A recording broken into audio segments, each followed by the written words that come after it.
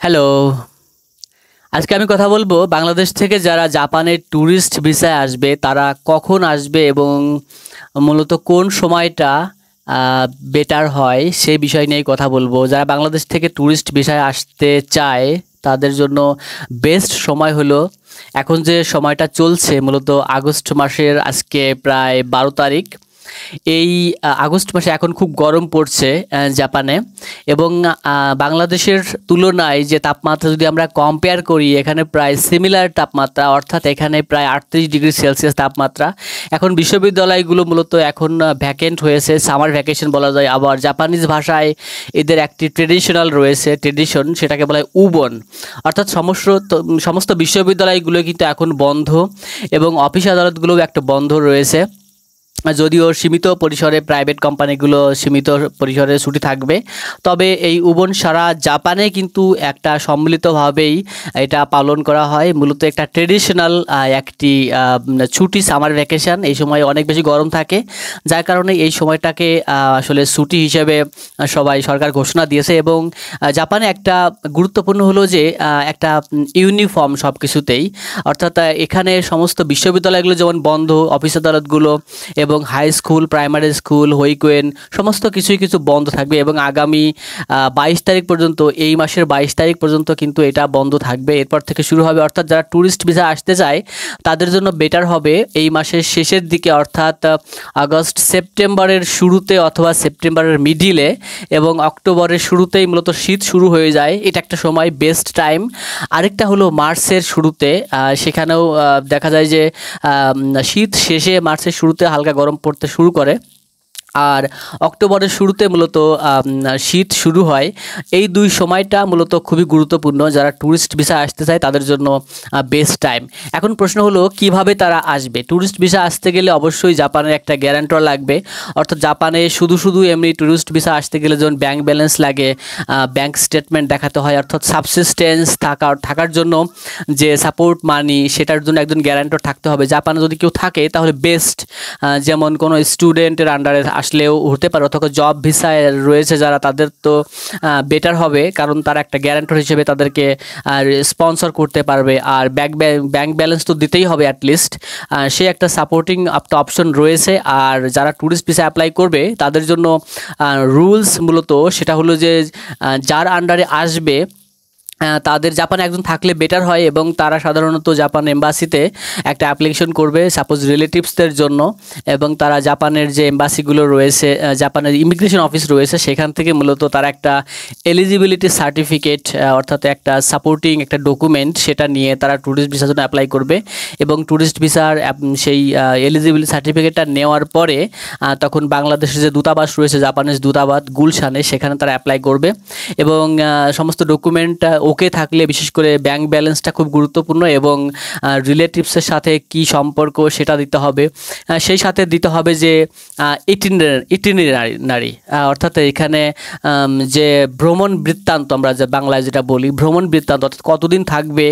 সাধারণত যতদিন থাকবে তার একটি ডে ওয়াইজ, অর্থাৎ প্রতিদিন ভিত্তিতে তারা কোথায় যাবে, কোথায় থাকবে এবং কোথায় কোথায় ভিজিট করবে, তার একটি টেবিল তৈরি করতে হবে ডেট অনুসারে, অর্থাৎ কোথায় ভ্রমণ করবে এবং কোন জায়গা ভিজিট করতে চায় এবং কখন ভিজিট করবে এবং কোথায় থাকবে।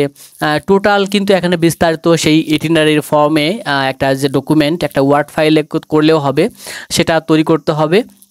যে ডকুমেন্টগুলো লাগে সাধারণত একটা ইটিনারি ফর্ম, ব্যাংক স্টেটমেন্ট লাগবে বাংলাদেশ থেকে, ব্যাংকের যে স্টেটমেন্ট অ্যাটলিস্ট, এটা ডিপেন্ড করছে কত তাদের ব্যালেন্স থাকবে। সাধারণত 2-3 লাখ টাকা মিনিমাম হলেই হয়, আশা করা যায়। তবে যেহেতু গ্যারান্টর থাকবে জাপানে একজন, সেজন্য তার একটা ডকুমেন্ট লাগবে, এবং সেই ডকুমেন্টটা মূলত এলিজিবিলিটি সার্টিফিকেটটা পেয়ে গেলেই হয়। Eligibility certificate plus bank statement আর ইটিনারির ফর্ম, এইগুলো দিয়ে। আর এমনি ট্যুরিস্ট ভিসা অ্যাপ্লিকেশন করার করার জন্য যে application form, visa application form, সেগুলো তো দিতেই হবে। এই মূলত টোটাল প্রসিডিউর, এবং এগুলো করলে আশা করি ট্যুরিস্ট ভিসা পেয়ে যাবে। এবং এখানে জাপানের সব কিছুই একটা লিগ্যাল ওয়েতে, অর্থাৎ ডকুমেন্ট কোনো ফলস কোনো স্টেটমেন্ট, ফলস কোনো কিছু দেওয়া যাবে না, কারণ এটা এরা ভেরিফাই করে, এবং যার কারণে এটা সব কিছু রেডি থাকলে এটা সহজেই পেয়ে যাবে। এবং ট্যুরিস্ট ভিসার জন্য সাধারণত 3 মাস সময় তারা ট্যুরিস্ট ভিসার জন্য এখানে থাকতে পারবে রিলেটিভসদের কাছে।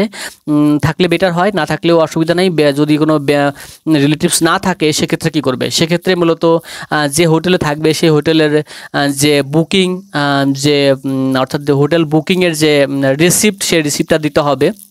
এটা আরেকটু জটিল প্রক্রিয়া, যদিও অসুবিধা হয় না, বুকিংয়ে থাকলে বেটার হয়। যাদের কোনো রিলেটিভস নাই তাদের জন্য বুকিংয়ের যে একটা ফর্ম দিতে হবে অ্যাপ্লিকেশনের সাথে।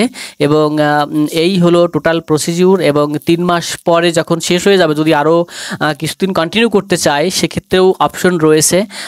যদি রিলেটিভস থাকে তাদের মাধ্যমে এটা মেয়াদ এক্সটেন্ড করা যায়। সাধারণত 3 মাস সাধারণ সময় থাকে, ট্যুরিস্ট ভিসার জন্য 3 মাস অ্যাপ্রুভাল দেয়।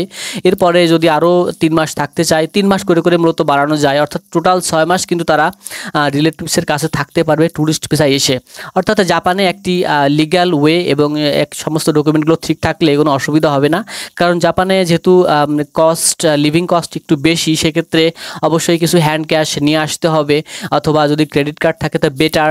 বাংলাদেশ থেকেই ক্রেডিট কার্ড এখন বাংলাদেশে যেমন কিছু বিভিন্ন ব্যাংক যেগুলো রয়েছে, যেমন ইউসিবি ব্যাংক হতে পারে, ব্র্যাক ব্যাংক রয়েছে, ব্র্যাক ব্যাংক, অথবা যে অন্যান্য যে ব্যাঙ্কগুলো রয়েছে সেই ব্যাঙ্কগুলো থেকে কিন্তু এখন একটা ডলারের একটা কার্ড করে নেওয়া যায়, ডেবিট কার্ড যেটা বলা হয়, সেখানে ডলার এন্ডোর্সমেন্ট করে জাপান থেকে মূলত এখানে পারচেস করা যায়। সেটা একটা বেটার হয় যদি কেউ হ্যান্ড ক্যাশ না আনতে চায়। তবে হ্যান্ড ক্যাশ আনা সাধারণত বাংলাদেশের সরকারের জন্য এটা প্রহিবিশন, অর্থাৎ এটা মূলত অবৈধ।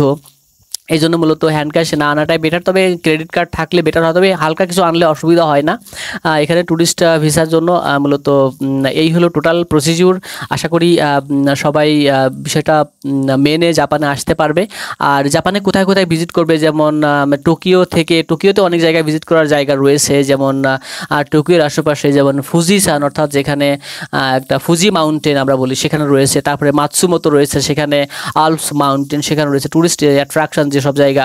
অর্থাৎ জাপানের মোস্ট অফ দ্য প্লেস মূলত ভিজিট করা যায়। পাহাড়, নদী, এবং নদী তো এখানে নাই, পাহাড় এবং সমুদ্র যারা পছন্দ করে তাদের জন্য এখানে ভিজিট করার জন্য পর্যাপ্ত জায়গা রয়েছে, এবং ট্যুরিস্ট স্পটগুলো সুন্দর করে ডেকোরেট এবং সেফটির নিরাপত্তার সাথে। ছেলে মেয়ে, সিঙ্গেল কোনো মেয়ে যদি আসে তাতেও কোনো অসুবিধা নেই, কারণ এখানে মেয়েরা একাই ভ্রমণ করতে পারবে, কোনো অসুবিধা হয় না, কারণ জাপান একেবারেই সেফ। এমনকি মিড নাইটেও মেয়েরা চলাফেরা করতে পারে। আবহাওয়ার ক্ষেত্রে মূলত এই সময়টা যেটা আমি বললাম যে অক্টোবরের শুরুতে মূলত, অথবা সেপ্টেম্বরের শেষে আসলে বেটার হয়, অথবা মার্চের শুরুতে আসলে বেটার হয়। এই বেটারটা মানে এই সময়টা যেহেতু গরম থাকে না এবং শীতও থাকে না, একটা ভালো একটা পরিবেশ ঘোরার জন্য, বিভিন্ন যে মাউন্টেন আছে এরিয়াতে ভিজিট করার জন্য। আর এখানে যেমন জাপানের যে এক্সপেরিয়েন্স যেগুলো রয়েছে, যেমন এখানে ওনসেন রয়েছে, সেটা ভিজিট করা যায়। এটা মূলত অক্টোবরের শুরুতে আসলেই সেই ওনসেনের এক্সপেরিয়েন্সটা নিতে পারবে। তাছাড়া বিভিন্ন ট্রেডিশনাল কিছু মন্দির, টেম্পল যেগুলো রয়েছে, ট্রেডিশনাল যে ইয়েগুলো, যে ওয়ার্ল্ড হেরিটেজ রয়েছে, হিরোশিমা থেকেও ভিজিট করতে চাইলে হিরোশিমাতে, যেমন হিরোশিমা যে বম্বিং অ্যাটাক যে স্পটটা, সেখানে ভিজিট করতে পারে। অর্থাৎ বিভিন্ন লোকেশন কিন্তু এখানে রয়েছে ভিজিট করার জন্য, টার্গেট নিয়ে যেতে হবে। এবং এখানে সাধারণত নির্দিষ্ট ট্যুরিস্ট স্পটে খুব বেশি যে টিকিট নিতে হয় ঠিক তেমনটা নয়, তবে ভিতরে কিছু যেমন কিছু সার্ভিস রয়েছে সেগুলো নিতে গেলে অবশ্যই কিছু টিকিট নিতে হবে। সেক্ষেত্রে খুব বেশি সেগুলো টিকিটের প্রাইসটা খুব বেশি নয়, যেমন 200 বা 300 ইয়েন দিলেই সাধারণত এন্ট্রেন্স করতে পারা যায় বা সেই এক্সপিরিয়েন্সটা নেওয়া যায়। এই হলো জাপানের টোটাল প্রসিডিউরটা। তবে জাপানের ট্যুরিস্ট ভিসার জন্য অ্যাপ্লাই করা এটা বেটার হয়। তবে এক্সপিরিয়েন্স যারা বাংলাদেশ থেকে যারা আসতে চায় তারা, বাংলাদেশে একটা নতুন সার্ভিস চালু হয়েছে এয়ারলাইন্স, যেমন বাংলাদেশ বিমান এয়ারলাইন্স। এটা কিন্তু ডিরেক্ট ফ্লাইট, অর্থাৎ ঢাকা থেকে সরাসরি ঢাকা থেকে ডিরেক্ট ফ্লাইটে জাপানের নারিতা এবং নারিতা এয়ারপোর্টে চলে আসতে পারবে। এবং এটা সাধারণত 6 থেকে 7 ঘন্টা লাগে। এবং টিকিটের প্রাইসটা সাধারণত আমরা যেটা জানি এখন পর্যন্ত আর্লি বার্ড রয়েছে, টিকিটের যে নামগুলো আর্লি বার্ড অথবা সেটা টিকিটটা করা যায় আগে থেকেই 3-4 মাস আগে, সেক্ষেত্রে টোটাল রাউন্ড ট্রিপ 60,000 বাংলাদেশি টাকাতেই কিন্তু রাউন্ড ট্রিপ পাওয়া যায়। 60,000 ইয়েন, 60,000 বাংলাদেশি টাকা প্রায় জাপানিজ 80,000-90,000 ইয়েন, এটা রাউন্ড ট্রিপ। এটা একেবারে খারাপ নয়। যাদের পর্যাপ্ত সময় রয়েছে এবং যারা জাপানে ভিজিট করতে চায় তাদের জন্য এটা বেস্ট অপশন, যেহেতু রাউন্ড ট্রিপ এবং এটা যায় সময়টাও কম। সেটা মাত্র 6 থেকে 7 ঘন্টার মধ্যেই কিন্তু ডিরেক্ট ফ্লাইটে চলে আসা যায় জাপানে নারিতা এয়ারপোর্টে। এবং নারিতা এয়ারপোর্ট থেকে বিভিন্ন লোকেশনে যেমন হিরোশিমা অথবা মাতসুমোতো অথবা আরও অন্যান্য যেমন সেন্দাই বা বিভিন্ন জায়গা যেখানে টুরিস্ট অ্যাট্রাকশন রয়েছে সেসব জায়গায় যাওয়া যায়। এই হলো টোটাল প্রসিডিউর। আশা করি যারা জাপানে আসতে চায় তাদের জন্য এই তথ্যগুলো অনেক কাজে লাগবে, এবং যদি কোনো হেল্প লাগে আমাকে কমেন্ট করতে পারে। যদিও এখানে সাপোর্টিং আসলে কোনো অফিসিয়াল কোনো সাপোর্ট আমি দিতে পারবো না, তবে এমনি ইনফরমেশন বা জাপানের কোন ধরনের কৃষ্টি কালচার বা কি রুলস অ্যান্ড রেগুলেশনস রয়েছে সেগুলো জানার জন্য বেসিক যে নিয়মগুলো সেগুলো অ্যাটলিস্ট জানতে হবে। এবং কি কি সাথে রাখতে হবে সবসময়, যেমন পাসপোর্টটা সাথে রাখতে হবে, বাংলাদেশে এনআইডি কার্ড, আর আসার সময় অবশ্যই করোনা ভ্যাকসিনের অবশ্যই থাকতে হবে, অ্যাটলিস্ট 3টা ডোজের করোনা সার্টিফিকেটটা দেখাতে হতে পারে, কারণ জাপানে এখনও মানুষ মাস্ক ইউজ করে এবং করোনার যে একটা অ্যাক্টিভিটিস সেখানে তারা এটা মনিটর করে। বিশেষ করে ইমিগ্রেশনে যখন পাস করবে তখন করোনা সার্টিফিকেটটা অবশ্যই দেখতে চাইবে যে করোনা ভ্যাকসিন নেওয়া আছে কি না, কারণ প্রথম দিকে এটা এন্ট্রেন্স করার সময়, জাপানে প্রবেশ করার সময় এই সার্টিফিকেটটা দেখাতে হবে, অর্থাৎ এটা ম্যান্ডেটরি। অর্থাৎ বাংলাদেশ থেকে যে এলিজিবিলিটি সার্টিফিকেট এবং এলিজিবিলিটি সার্টিফিকেট তো অবশ্যই ভিসা পাওয়ার পরে আর তো কাজ নেই ওটার, কিন্তু জাপানে যখন ঢুকবে তখন যেটা লাগবে পাসপোর্টটা দেখাতেই হবে, সাথে এনআইডি কার্ড থাকলে বেটার, অবশ্যই থাকতে হবে, এনআইডি কার্ডটা রাখতেই হবে সাথে, পাসপোর্ট এবং এনআইডি কার্ড, যদিও পাসপোর্টটা সবথেকে গুরুত্বপূর্ণ। আরেকটা বিষয় হলো যে যেমন করোনা ভ্যাকসিনের অর্থাৎ ভ্যাকসিনেশন যে 3টা ডোজ অ্যাটলিস্ট তারা কাভার করছে, অ্যাটলিস্ট 2টা ডোজ কাভার করছে, এটা হলে বেটার হবে, সার্টিফিকেট সহকারে দেখাতে হবে। যাই হোক এই হলো টোটাল প্রসিডিউর। যারা ট্যুরিস্ট ভিসা আসতে চায় তাদের জন্য আজকের এই ভিডিওটি। ধন্যবাদ সবাইকে, বাই বাই।